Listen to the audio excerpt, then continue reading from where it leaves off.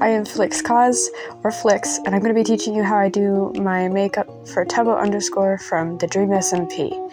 I do have to warn you, if you do not like gore, pulling at the skin, then you will probably not like this makeup tutorial. Alright, first things first, you gotta egg up. Yes, put a hairnet on your head and immediately fail. Okay, yep, you're doing great. Good job.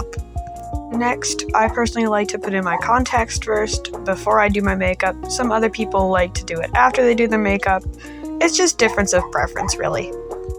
Warning, if you do not like eye pulling, then skip to this time frame. Alright, and because I've done this multiple times, and of course I know what I'm doing, I'm going to get it first try. Second try. Here we go. Second try. We're gonna get it second try. Come on.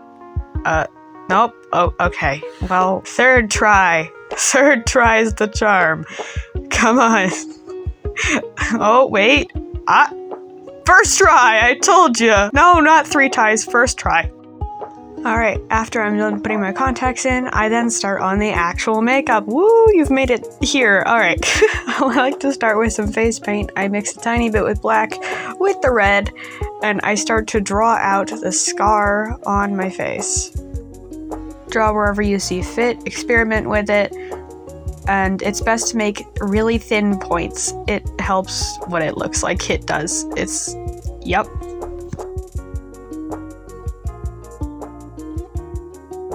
Don't be scared to go across your face, because this is a firework explosion we're talking about. As you can see, I'm now going down to my neck with this same strategy. Just going down to my neck makes it much more realistic and just stays true to the explosion bit. Now the second most annoying part of all of this, filling in the large scar.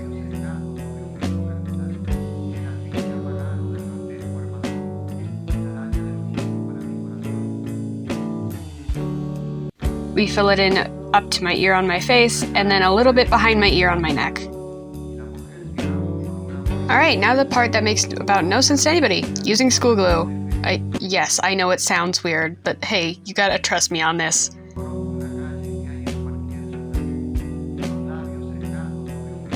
We're gonna spread it along our scar, and trust me, later, it'll improve. It'll look good, I promise. Hey, guess what time it is? Contour time.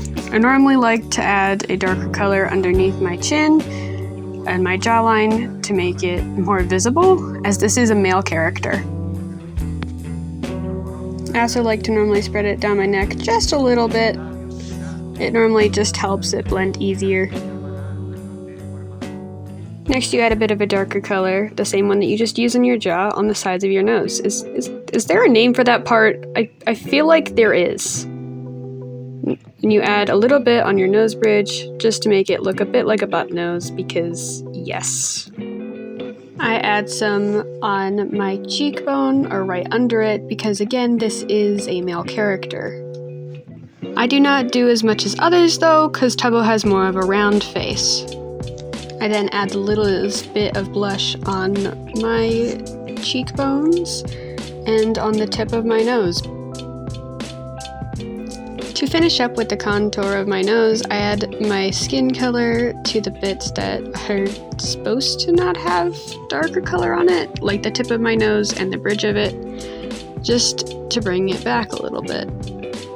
Now for my lips, I like to use a bit of chapstick to make sure that the eyeshadow will stick to my lips, and then I use a eyeshadow that is the same color as my skin or just a tiny bit lighter on it, on my bottom lip. Now we're going to kind of use a round brush kind of like this. I don't really know if it has a name, but kind of like the shape like that. That shape kind of helps. You don't have to use a brush like that though. I take a brown and I go and I create the goat nose. It's almost kind of like a sheep nose. I'm not really sure how to explain this bit. You can just kind of see.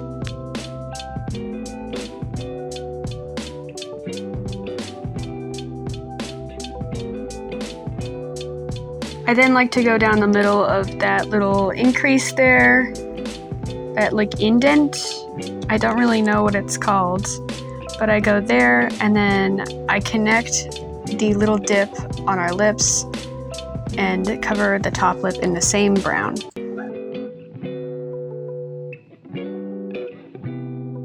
Using that same brown, I go on the inner bit of my lip and create a line. This kind of helps them connect better, and overall it just looks a lot better than if I just left it regularly. Now with my eyes, I normally do not like to use eyeliner. That is one thing with most of my characters, they do not have eyeliner. Instead, I like to use eyeshadow, and I go underneath my eye with a color that's just a little bit darker than my skin, and then as we get to the outer corner of my eye, it goes a bit darker. A lot of the time for more villain-like characters, I'll make my eyes a bit darker, or if I have characters who have like glasses on, then I'll make it pop out a bit more. It just varies depending on the character. Now that we're done putting makeup on, before anything else, I put on my accessories that go around my neck. This is just easier to do it now instead of later when it would be a pain in the butt. Now here you can see why we put school glue on our faces. It's starting to peel, and I will pick at it and peel it to make it look like I have been burned.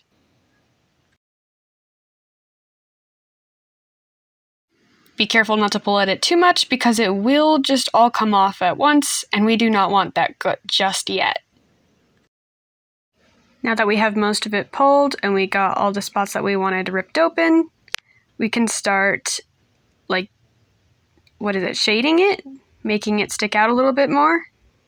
This will help contrast and make it look more realistic. You can add a bit of a darker color to add shadows. You can add different colors if you'd like. Play with it a little. Look at actual cuts if you'd like and see what they look like. That is, if you're up for it. I do want to say this might hurt a little bit, and you will want to stretch and pull out your face. Tilt it in different directions and make sure you're able to move, because otherwise you'll feel very, very stiff and it will not be fun. Alright, here's what it looked like all shaded and ready to go. After that, I buttoned back up my shirt because now we are done with the makeup. Huzzah! After a little while. Alright, and here is what it looks like with the wig. It looks a lot better, more realistic, because the wig hides the fact that it ends at some point. You can wear the wig with the hair up or down on your eyes. This is just what it looks like up-ish, and there you go, down. You can now put on your accessories like your ears and horns, and there you are. Tubbo is all finished. Decorate with the rest of your accessories. Alright, thanks for watching. If you did go ahead and comment other characters you want to see makeup tutorials on. We'll do them. After you're all done cosplaying, all you have to do is peel the glue off. Again, this can hurt a little bit, but nothing too large.